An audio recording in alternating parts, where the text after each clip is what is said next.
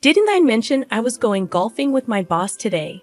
Geez, don't bother me for things like that, I exclaimed frantically when I called my husband. The response I received was cold and distant. Just moments before, I had received news of our daughter's involvement in a car accident. She was reportedly taken to the hospital, and despite the urgency of the situation, my husband, who was out golfing, showed no signs of concern. "What are you talking about? She's your daughter too," I exclaimed, but his demeanor remained unchanged. "I don't care. Golfing with my boss is more important than she is," he replied. My name is Catherine, a 42-year-old homemaker living with my husband, Bob, and our daughter. Bob, 3 years my senior, works for a major company downtown.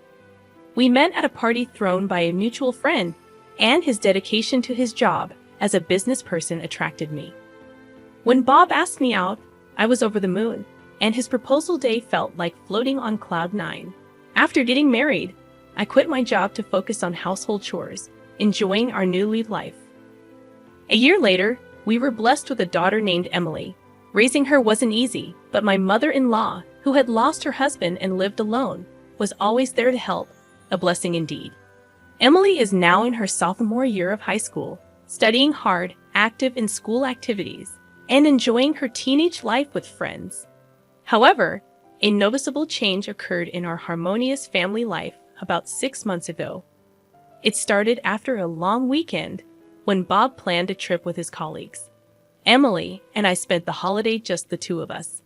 On the last day of the holidays, Bob returned and we had dinner together as a family for the first time in a few days. During dinner, Emily nervously approached the topic of her plans after high school. She had consulted with me while Bob was away and had already decided to go to college, which I supported. However, contrary to expectations, Bob grimaced and replied dismissively, "Why should I care? Do whatever you want." Taken aback by his cold response, I unintentionally let out a gasp. Bob immediately left the table without clearing his plate, stomping off to his room as if in a bad mood. Left behind, Emily and I were puzzled by Bob's unusually distant behavior. "I wonder what got into Dad. Did I say something wrong?" Emily asked. "He's probably just tired from the trip. We'll discuss your plans another time," I tried to console her. Although Emily seemed uneasy, she accepted my explanation. However, the following day, Bob's cold attitude persisted. From that point onward, he blatantly ignored Emily, refusing to engage in any conversation with her and consistently acting indifferent. Moreover, he started spending more time away on weekends, causing a significant decrease in the time we spent together as a family. Discussing Emily's future became an impossible task given the strained atmosphere. Feeling consistently ignored and without understanding why, Emily began to resent her father. Even my attempts to mediate proved futile, and their relationship worsened. Concerned about the situation, I consulted with my mother-in-law, who had a good relationship with Bob. She even tried to scold him, but it only made Bob angrier, leading him to snap and retort with a dismissive, "Mind your own business." To make matters worse, he blamed me for discussing the issue with my mother-in-law. On the night she came over after Emily locked herself in her room, Bob yelled at me, accusing, "Why did you talk to my mom?" "Don't meddle. It's because you've been cold to Emily, isn't it? Why are you ignoring her now? You used to dote on her so much." When I mustered the courage to ask why, Bob just glared at me with annoyance and didn't provide an answer. No matter how hard I tried to mediate between the two of them, Bob's attitude remained unchanged. Time went by without knowing the reason for his sudden change, but considering the shift in behavior after his return from a long weekend trip, it's reasonable to assume that something happened during that time. Perhaps someone filled his head with nonsense. Unable to figure it out on my own, I decided to talk to my mother-in-law and investigate the reason for Bob's change. Then, one Sunday, both Bob and Emily were out since the morning. As I carried on with my usual housework at home, I received a call on the landline just before noon. It was an unknown number, and with suspicion, I picked up. To my surprise, the caller claimed to be from the police. "Are you related to Emily?" the officer asked. Yes, I'm her mother. Oh my God, did something happen to her? I inquired with a sinking feeling. The officer's response was unexpected. Actually, the bus Emily was on got into a traffic accident, he explained, leaving me momentarily speechless. I felt a wave of dizziness, and my hands, holding the phone, started to shake. Emily had informed me she was going to the mall with friends, and apparently, she was on the bus at the time of the accident. According to the officer, a car from the opposite lane crashed into the bus, and Emily and her friend were taken to a city hospital. After hearing the details of the accident and hanging up, I was in shock and couldn't move for a while. However, I knew I had to inform Bob quickly. I rushed to call him on my cell, and after more than 20 seconds of ringing, Bob answered, grumbling, "What is it?" Ignoring his tone, I frantically conveyed what had happened to Emily. "Bob, this is serious. I just got a call from the police. The bus Emily was on got into an accident, and she's apparently been taken to the hospital," I explained, tears streaming down my face. But ignoring my panic, Bob coldly responded, "So what? What do you want me to do about it?" Seeing no signs of him being disturbed and feeling as if he couldn't care less, I got even more frustrated. "What are you saying? Please head to the hospital now. I'm going to." Before I could tell him the name of the hospital, Bob cut me off, saying, Didn't I tell you I have a golf outing with my boss today? I'm staying overnight and coming back tomorrow morning. Can't help it." True, he had mentioned a golf outing a few days ago, but I was shocked by Bob's lack of concern about our daughter's accident. "How can you even say that, Bob? Emily is your daughter," I pleaded. Bob replied, "I don't care. Golf with my boss is more important than her. You go to the hospital on your own," before hanging up abruptly. I tried calling back immediately, but it seemed he turned off his phone. I sent a text, but given his attitude, I doubted he would reply. Even though they had been distant, Emily is his flesh and blood. How could he be so heartless? This incident completely shattered my trust in Bob, and I was certain I couldn't continue living with him. I decided on divorce, but heading to the hospital was my top priority. So, I hurriedly left home. As he had declared, Bob didn't come home that day, staying at a hotel alone because the golf course was too far away. He even took the next day off work. When Bob came home the next morning, he was surprisingly cheerful. It was hard to believe for a father whose daughter had an accident the previous day. "Hey, what happened to Emily? Is she hospitalized?" Though Bob asked about Emily's condition, his casual tone made it clear he wasn't genuinely concerned. I sat in the living room, and when Bob noticed my downcast expression, he asked about Emily. Looking up at the sky, I replied, "She's there." For some reason, Bob seemed pleased, saying, "I see. Well, that's a relief. Once Emily's funeral is over, we can get divorced right away."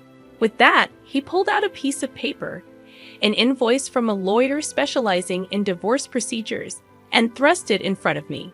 It served as both a contract for lawyer consultation and already had his signature on it.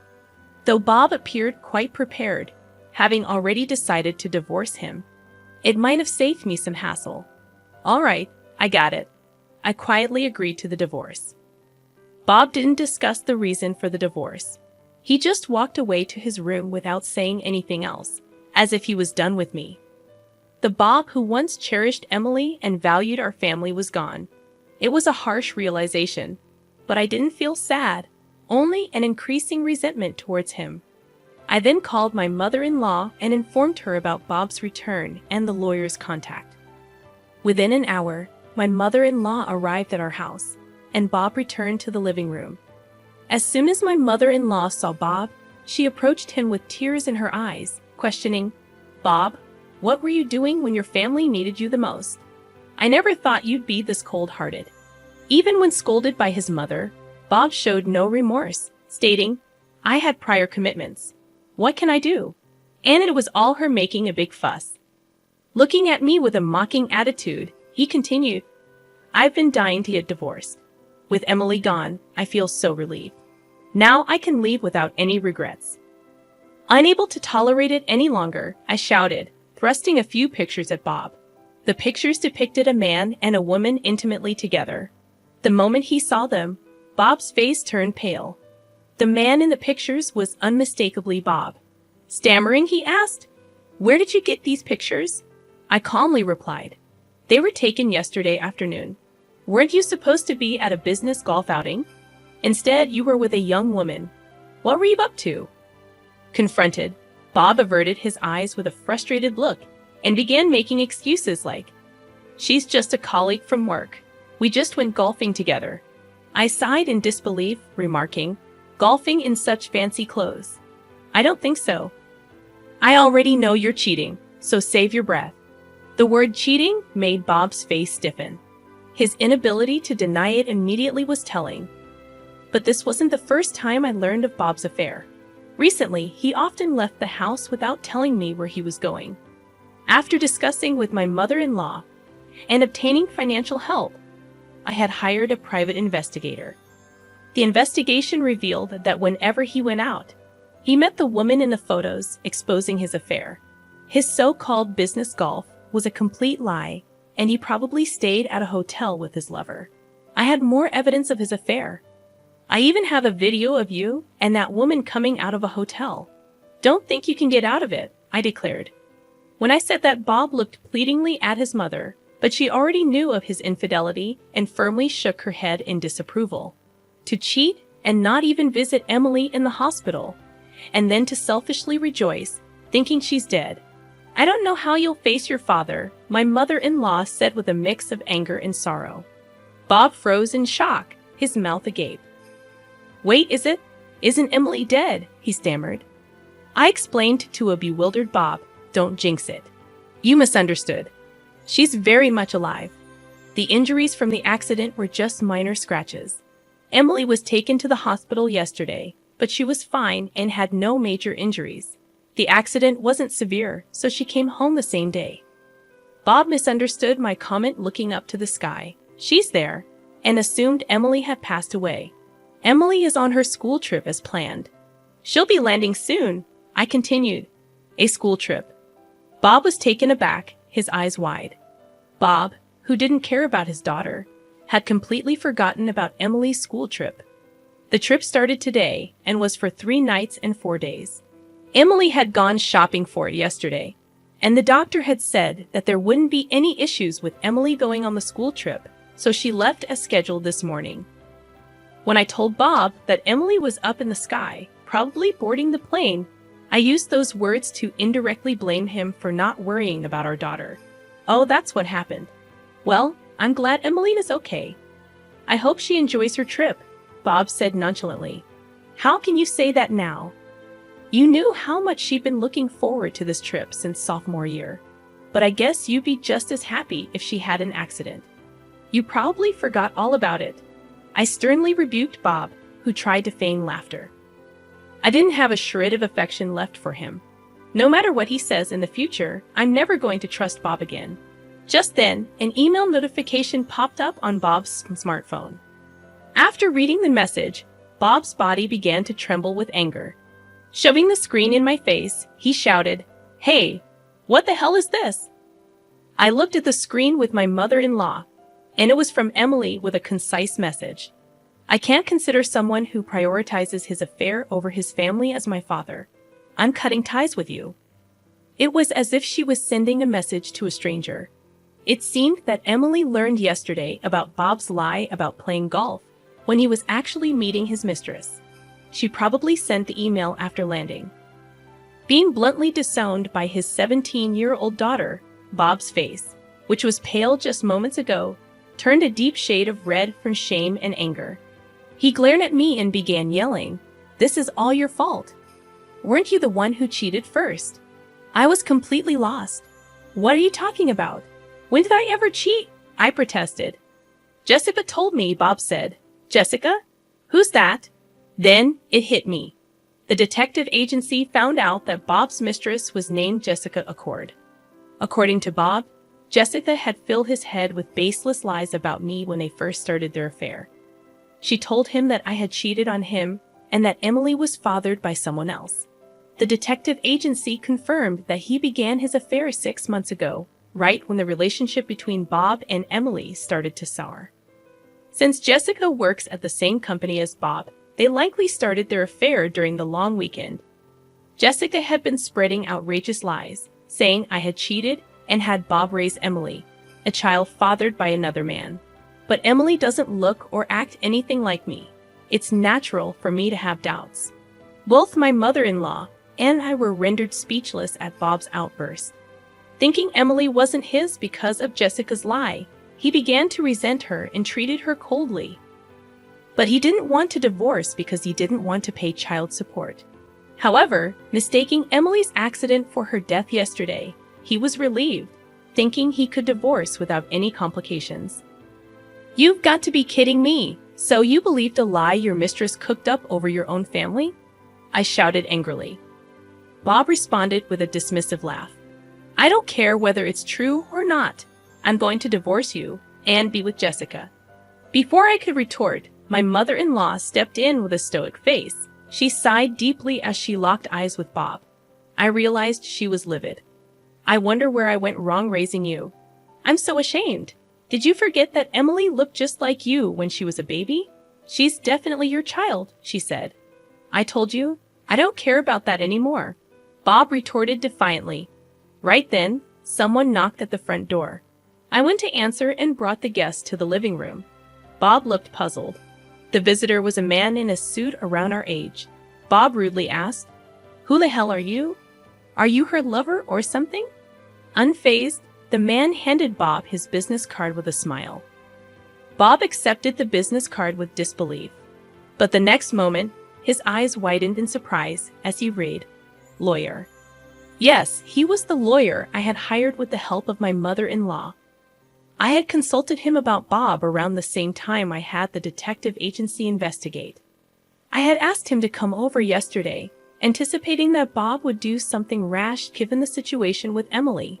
I suspected it had to do with Emily, and I had a feeling Bob might have done something unthinkable. I instructed Bob, "Call your mistress over right now." Bob started panicking and asked, "Why would Jessica be involved at this point?" The lawyer chimed in, "It's quite unreasonable to say she's not involved. Call her now." Bob had no comeback to that, realizing he had no way out. Reluctantly, he contacted his mistress. About 30 minutes later, a young woman arrived at the house. Jessica, in her 20s, probably took a personal day off from work just like Bob. She approached us with a disgruntled look, saying, "What's this all about? I've got nothing to do with your family issues." Despite Jessica's refusal, I informed her that I was divorcing Bob and that even if she stayed with him, he'd have to pay child support to Emily, who was about to go to college. "I have nothing to do with this," she insisted. However, the lawyer promptly responded, "We have plenty of evidence of the affair. Plus, you fed Bob some nasty lies which resulted in irreparable damage to Catherine and her family. That's defamation, and we could sue you for it." By the time the lawyer finished explaining, both Bob and Jessica had turned pale, realizing they were out of options. Not wanting a court battle, Bob agreed to pay child support properly. We went through a divorce, and later on, I heard that Bob's company found out he had been using his boss as a cover for his affairs. The whole company was appalled by the way he handled the situation, especially when they found out he pretended to be happy about his daughter's fake death. Exposing his true nature led him to resign from his position. Finding a new job proved difficult as word of Bob's misconduct spread within the industry. Although he managed to find part-time jobs, his pride got in the way, leading to constant issues with colleagues, and he quit frequently. The savings set aside for Emily's future had already been spent on his affair with Jessica. Soon after our divorce, the two broke up, and Jessica apparently quit her job too. But now that's none of my concern. Struggling, Bob turned to his mother for help but was denied. He even tried to cozy up to me and Emily, saying, "Please, I was wrong. Let's start over, the three of us." Of course, we rejected him, blocked his contacts, and moved to a new place with the help of his mother. Now his mother lives near us, and we continue to maintain a close relationship. I have no idea what became of Bob, and I never want to be involved with him again. Freed from the stress of the troubled relationship with his father, Emily has been thriving in high school. Now, as a senior, she got accepted into her first-choice college. "Congratulations, Emily. You did an amazing job," I said. "Thanks, Mom. It's all because you and Grandma supported me," Emily responded, tears streaming down her face. "Since the college is commutable from our home, we plan to live together as we always have." I managed to find a job shortly after becoming a single parent and now work full-time. We have enough savings to cover Emily's tuition. I'm hoping for a bright future as we